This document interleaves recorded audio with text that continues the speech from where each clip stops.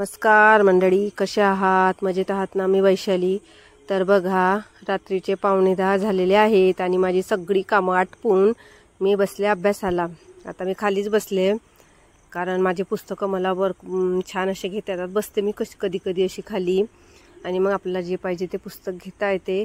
तर बघा, तुम्हाला माहीत आहे की रात्री मी जास्त वेळा मॅथ आणि रिझनिंगचा अभ्यास करते. तर आज पण मी मॅथ घेतला आहे आणि सतीश वशे सरांचं पुस्तक. तर बघा, मी प्रॅक्टिस करत आहे सतीश वशे सरांच्या पुस्तकातून आणि मॅथची प्रॅक्टिस करत आहे. कारण मला माहीत आहे माझे मॅथ आणि रिझनिंग हे वीक पॉईंट आहे आणि त्यावर मला भर द्यायचा आहे. कारण येणारी कुठली एक्झाम असो, टेट असो, KVS असो किंवा मग MPSCची असो, त्यात आपल्याला क्रॅक करायचंच आहे. तर बघा, हे बघा, आणि आत्ता जर नाही केले ना तर पुन्हा कधी वेळ येईल मला माहीत नाही. कारण माझं वय पण आता 35+ आहे, त्यामुळे आता करावंच लागेल. त्यामुळे आता असा प्रयत्न करायचा की आता आपण क्रॅक झालोच पाहिजे आणि आपल्याला एखादी पोस्ट मिळालीच पाहिजे. म्हणजे मनाला पूर्ण नाही द्यायचं आहे, जेणेकरून समोर जरी वेळ नसली तर मनाला खंत राहणार नाही की मी अभ्यासच केला नाही. आणि बघा, मी व्हिनाकोरत्या रिझनिंगमध्ये कंप्लीट करून घेतलेले आहे आणि आता विचार करते, कारण 11च वाजले होते, म्हणून आता काय करायचं माझा विचार करणं सुरू होतं की आता काय करू. तर मग डोक्यात ठरवलं की आता मी मॅथचंच गजरे सरांचं एक पुस्तक आहे माझ्याजवळ, त्यातली पण जरा प्रॅक्टिस करून बघते. कारण प्रत्येक पुस्तकात जरा मॅथचे प्रॉब्लेम असतात, ते वेगवेगळे असतात, म्हणून सोडून बघते म्हटलं कुठपर्यंत आपण पोचू शकू म्हणून. तर करते मी असं कधी कधी. कारण कसं असते, आपल्याला कुठलंही गणित आलं पेपरमध्ये तर आपल्याला क्रॅक करता आलं पाहिजे, म्हणून असं करायचं. जिथे पण कुठला प्रॉब्लेम दिसला लगेच सोडून पाहायचं आणि आपला फायदाच होतो यामुळे. मग आणि मैत्रिणींनो बघा, आता हप्त्यातले म्हणजे आपले वीकली 7 दिवस असतात ना, तर प्रत्येक दिवशी असा प्रयत्न करायचा की वेगवेगळा सब्जेक्ट घ्यायचा. म्हणजे आपला प्रत्येक सब्जेक्टचा अभ्यास पण होईल आणि आपल्याला एक सब्जेक्ट केल्यामुळे बोर पण होणार नाही. अशी माझी मेथड आहे. आता कोणाकोणाला एक सब्जेक्ट कंप्लीट करायचा असेल, पण काय असतं, आपण जर एकच सब्जेक्ट घेऊन बसलो तर मग कसं आपण बोर होतो जरा. म्हणून बघा, 12 वाजून 10 मिनटं झालेली आहेत. म्हटलं एवढा टॉपिक कंप्लीट करते आणि मग उठते. म्हणून मग तेवढं कंप्लीट करून घेते आणि उठते, असा विचार डोक्यात चालू होता. पण थोडा थकले, मनाला सांगणं सुरू होतं, झालं 5 मिनटं थांब वैशू, 5 मिनटं थांब. असं करता करता मी 10-15 मिनटं घालवले आणि तेवढे 3-4 प्रॉब्लेम सॉल्व करूनच उठले. कळत नव्हतं, त्यामुळे कसं गणित येत नसल्यामुळे जरा भारी जात होतं, अवघड. मग ठेवून दिलं आणि गेली झोपायला. मग उठले परत सकाळी 4:15ला. मग फ्रेश वगैरे झाले, पॉझिटिव्ह थिंकिंग केले आणि माझ्याजवळ बघा, मी आज मराठी व्याकरण करणार आहे. तर माझ्याजवळ ना सुलभ मराठी व्याकरण पद्मिनी बिनीवाले यांचं आहे आणि माझ्याजवळ काही आपले मोरा वाळिंबे सरांच्या काही नोट्स पण आहेत. पण मी 2-3 पुस्तकं रेफर करते, कारण कसं कुठे वेगळं असते, थोडं कुठं वेगळं असते, म्हणून जरा असे छान 2-3 पुस्तकं रेफर केले की आपल्याला नोट्स काढायला इझी जातं आणि छान पण वाटतं.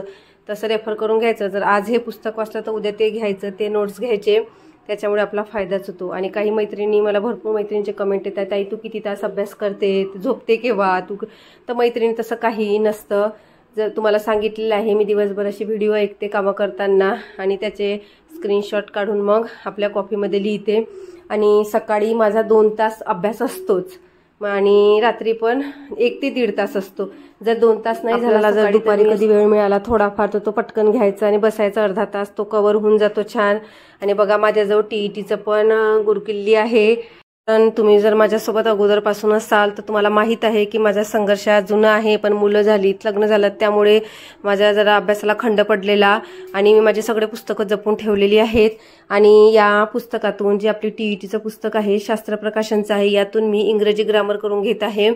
म्हणजे आता मी समोर येणारा व्लॉग राहील ना, त्यात आपण ठरवून घेऊ की आपण कुठला विषय घेत जाऊ दररोज.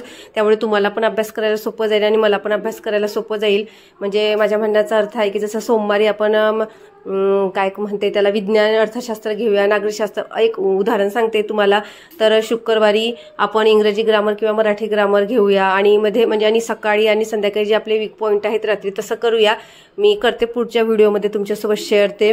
आणि आपण त्याचा पण असा थोडा सोमवार, मंगळवार, बुधवार, गुरुवार असे कुठले विषय घेऊया, म्हणजे जेणेकरून आपल्याला अभ्यास करायला सोपं जाईल. कारण कुठल्याही परिस्थितीत आपल्याला एक्झाम क्रॅक करायची आहे.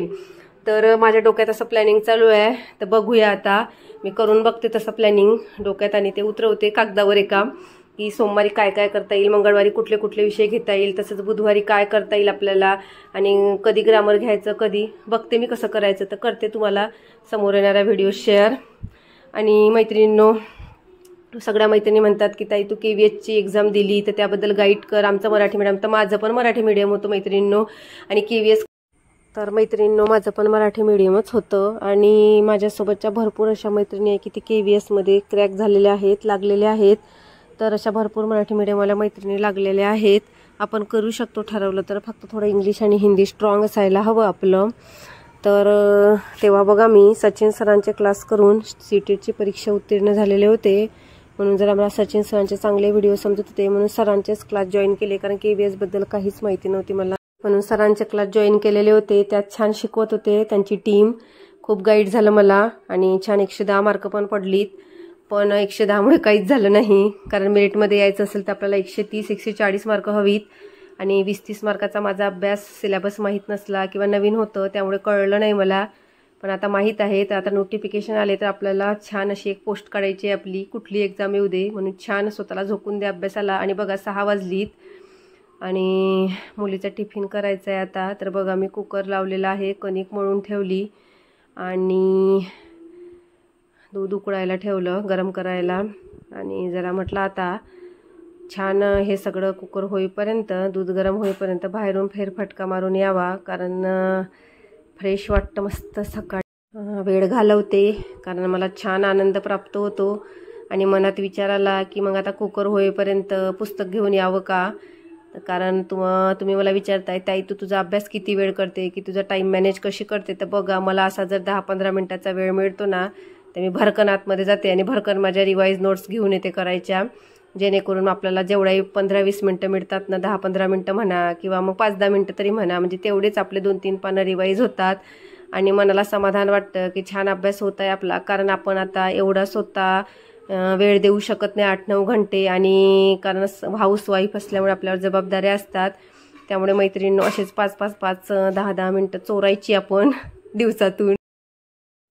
आणि बघा मी घरात जाते, घरातून एक फेरफटका मारून येत आहे की कुकर झालंय का, दूध गरम झालंय का, जेणेकरून मला माझं काम पण थांबलं नाही आहे आणि माझा अभ्यास पण होत आहे. त्यातूनच आपला अभ्यास आपल्याला करायचा असतो मैत्रिणी.